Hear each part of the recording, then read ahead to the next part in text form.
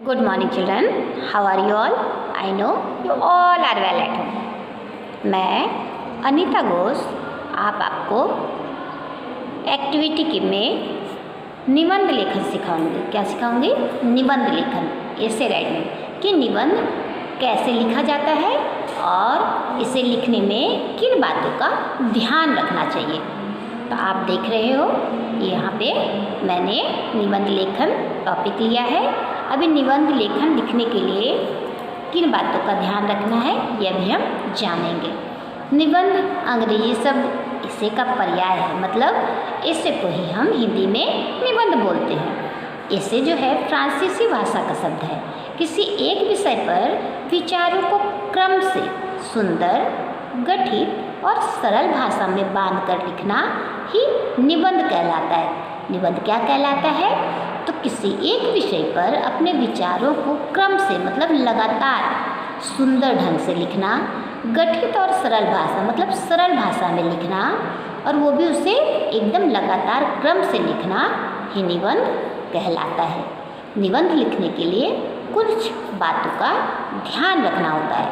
तो कुछ बातें कौन कौन सी बातों का ध्यान रखना होता है अभी हम ये जानेंगे। अच्छे निबंध को जानने योग्य बातें मतलब लिखने योग्य बातें। निबंध लिखने के लिए किन किन बातों का जानना और किन बातों का होना जरूरी है यह भी हम देखते हैं। पहला, निबंध किसी एक उद्देश्य तथा एक विषय को लेकर लिखा जाना चाहिए।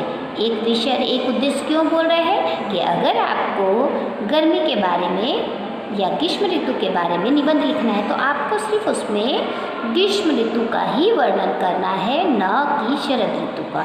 तो ये जो निबंध है उसमें उद्देश्य और विषय हमेशा एक ही होना चाहिए। उद्देश्य मतलब कि आप पूरा निबंध लिख रहे हो तो उसमें सिर्फ ग्रीष्म ऋतु के बारे में ही वर्णन हो, उन्हीं के बारे में कहा जाए या लिखा जाए। दूसरा नंबर, विषय का अनावश्यक विस्तार नहीं करना चाहिए। अब किसी भी विषय के बारे में अलग बातें नहीं लिखनी चाहिए। जो उसके बारे में जो ग्रीष्म ऋतु में घटनाएं घटती हैं या उसके आने से क्या क्या चीज़ में परिवर्तन होता है वो ही लिखना चाहिए। थर्ड नंबर आपका है, भाषा प्रभावशाली और विषय के अनुकूल होनी चाहिए। कैसी भाषा होनी चाहिए? प्रभावशाली, जिसे पढ़कर या सुनकर कुछ भी उस विषय के बारे में अनुकूल हो, उस विषय के बारे में बिल्कुल सही हो।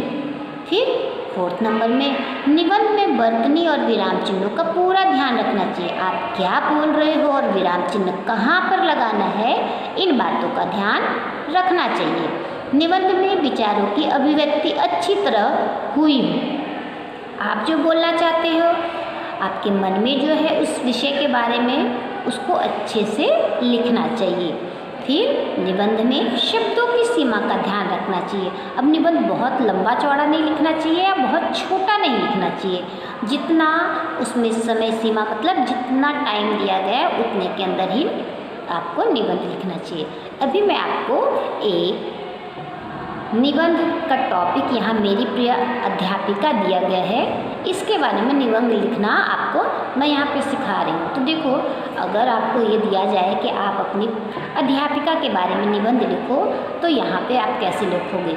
अभी आप सबको स्कूल में पढ़ते हो तो यहाँ लिखना है, हमारे विद्यालय में अनेक अध्यापक और अध्यापिकाएँ हैं, वे सभी सम्मान के योग्य व आदरणीय है। तो अध्यापक तो सम्मान के योग्य और आदरणीय होते ही हैं, लेकिन मुझे श्रीमती श्वेता शर्मा अत्यधिक अच्छी लगती है। अब आप यहाँ पे अपने टीचर का नाम लिख सकते हो।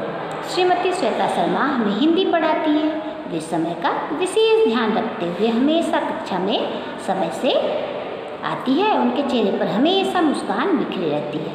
उनके पढ़ाने का ढंग इतना सरल और मनोरंजनपूर्ण है कि कठिन से कठिन पाठ भी सभी बच्चों को आसानी से समझ में आ जाता है। वे कक्षा में सभी बच्चों को बेहद प्यार करती है, सभी को समान दृष्टि से देखती है। उनका स्वभाव बहुत मधुर है कि सभी बच्चे निसंकोच अपनी समस्याओं को उनके समक्ष रखते हैं और वे उन समस्याओं का हल भी बताती है।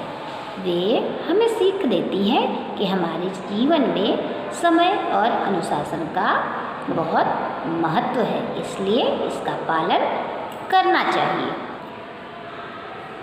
श्वेता शर्मा, श्रीमती श्वेता शर्मा हिंदी पढ़ाने के साथ साथ सांस्कृतिक कार्यक्रमों में भी रुचि रखती है। उन्हें गाने व नृत्य का बहुत शौक है। वे बच्चों में छिपी कला को बाहर निकालने का प्रयत्न करती है और बच्चों को पढ़ाई के साथ साथ अन्य क्षेत्रों में भी आगे बढ़ने के लिए प्रोत्साहित करती है। विद्यालय में आयोजित सांस्कृतिक कार्यक्रमों को बच्चों के माध्यम से करवाती है। श्रीमती श्वेता शर्मा की वेशभूषा अत्यंत शालीनतापूर्ण है। एक आदर्श अध्यापिका में जो गुण होने चाहिए वे सभी गुण उनमें विद्यमान हैं। उनके गुणों और स्वभाव के कारण ही उन्हें सभी बच्चे, अध्यापक और अध्यापिकाएं पसंद करते हैं। तो ये मैंने आपका आज निबंध लेखन एक्सप्लेन किया है अच्छे से एक्टिविटी के रूप में, और इसके पहले भी मैंने एक्सप्लेन किया है। तो जब भी मैं आपको एक्टिविटी के लिए कभी भी निबंध लेखन दूंगी तो आप उसे अपने नोटबुक में करेंगे और उसके बाद मुझे सेंड करेंगे। तो और इस जो मैंने अभी आपको एक्सप्लेन किया है उसे एक दो बार सुनिए, अच्छे से समझिए कि निबंध लेखन कैसे लिखा जाता है। तो आप इसे अच्छे से देखिए, समझिए और लिखने का प्रयत्न कीजिए। रफ बुक में घर में रहिए, सुरक्षित रहिए और ऑनलाइन क्लास करते रहिए। धन्यवाद।